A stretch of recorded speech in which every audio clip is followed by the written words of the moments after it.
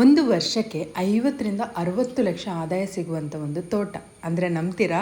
ಹೌದು ಫ್ರೆಂಡ್ಸ್, ಈ ತೋಟ ಇರೋದು ನಮ್ಮ ಕರ್ನಾಟಕದಲ್ಲಿ. ಈ ತೋಟದಲ್ಲಿ ಏನೇನು ಬೆಳೆಗಳಿವೆ ಅಂತ ನಾನು ಹೇಳ್ತೀನಿ. ಇಲ್ಲಿ ಮೇಯ್ನ್ ಆಗಿ ಇರೋದು ಅಡಿಕೆ ಮತ್ತು ರಬ್ಬರ್, ತೆಂಗು, ಕಾಳು ಮೆಣಸು ಈ ಎಲ್ಲ ಬೆಳೆಗಳು ಇವೆ. 8 ವರ್ಷ ಆಗಿರುವಂಥ ಅಡಿಕೆ ಮರಗಳು ಮತ್ತು 3 ವರ್ಷ ಆಗಿರುವಂಥ ಅಡಿಕೆ ಗಿಡಗಳು ಕೂಡ ಇವೆ. ಇವೆಲ್ಲ ಇಳುವರಿ ಕೊಡ್ತಾ ಇರುವಂಥ ಅಡಿಕೆ ಗಿಡಗಳು. ಮತ್ತೆ ನೋಡಿ ಟ್ಯಾಪಿಂಗ್ ಮಾಡ್ತಾ ಇರುವಂಥ ರಬ್ಬರ್ ಮರಗಳು. ಮತ್ತೆ ನೋಡಿ ಇಲ್ಲೊಂದು ದೊಡ್ಡ ಗೋಡೌನ್ ಕೂಡ ಇದೆ. ನಾವೇನು ಬೇಕಾದರೂ ಅದರೊಳಗೆ ಸ್ಟೋರ್ ಮಾಡ್ಬೋದು. ಮತ್ತೆ ಇಲ್ಲಿ 2 ಸೋಲಾರ್ ಟಾರ್ಪ ಕಟ್ಟಿದ್ದಾರೆ. ಇದರಲ್ಲಿ ನಾವು ಏನು ಬೇಕಾದರೂ ಕೂಡ ಡ್ರೈ ಮಾಡ್ಕೋಬೋದು.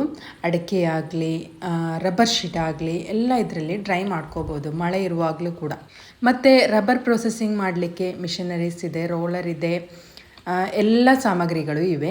ಮತ್ತು ರಬ್ಬರ್ ಶೀಟ್ ಒಣಗಿಸುವುದಕ್ಕೆ ಟ್ರೈ ಮಾಡೋದಕ್ಕೆ ಒಂದು ಹೊಗೆ ಮನೆ ಕೂಡ ಇದೆ. ಈ ಅಡಿಕೆ ಗಿಡಗಳ ಬಗ್ಗೆ ಹೇಳೋದಾದರೆ ಒಳ್ಳೆ ಇಳುವರಿ ಕೊಡ್ತಾ ಇರುವಂಥ ಅಡಿಕೆ ಗಿಡಗಳು. ಅದು ಆ ತೋಟವನ್ನು ಎಷ್ಟು ಚೆನ್ನಾಗಿ ಅವರು ಮೇಂಟೈನ್ ಮಾಡ್ಕೊಂಡು ಹೋಗ್ತಾ ಇದ್ದಾರೆ ಗೊತ್ತಾ.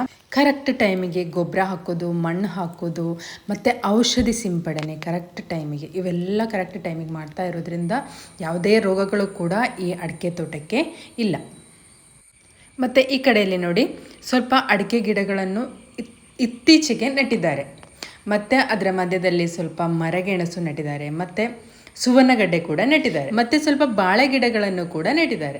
ಮುಗಿಲಿಲ್ಲ ಫ್ರೆಂಡ್ಸ್, ಇಲ್ಲಿ ನಮಗೆ ತೆಂಗಿನಕಾಯಿಯನ್ನು ಹೊರಗಡೆಯಿಂದ ತಗೊಳ್ಳುವಂಥ ಅವಶ್ಯಕತೆಯೇ ಇಲ್ಲ. ಯಾಕಂದರೆ ಇಲ್ಲಿ ನಮಗೆ ಬೇಕಾದಷ್ಟು ತೆಂಗಿನ ಮರಗಳು ಕೂಡ ಇವೆ. ಸೊ ನಮಗೆ ತೆಂಗಿನಕಾಯಿ ಇಲ್ಲಿಂದಾನೇ ಸಿಗ್ತದೆ. ಮತ್ತು ತಿಪ್ಪಲಿಯಲ್ಲಿ ಗ್ರಾಫ್ಟ್ ಮಾಡಿರುವಂಥ ಸ್ವಲ್ಪ ಕಾಳು ಮೆಣಸಿನ ಗಿಡಗಳು ಕೂಡ ಈ ಜಾಗದಲ್ಲಿ ಇದೆಲ್ಲ 3 ವರ್ಷ ಆಗಿರುವಂಥ ಗಿಡಗಳು. ಇವಾಗಲೇ ಇದೆಲ್ಲ ಇಳುವರಿ ಕೊಡಲಿಕ್ಕೆ ಸ್ಟಾರ್ಟ್ ಮಾಡಿದೆ ನೋಡಿ.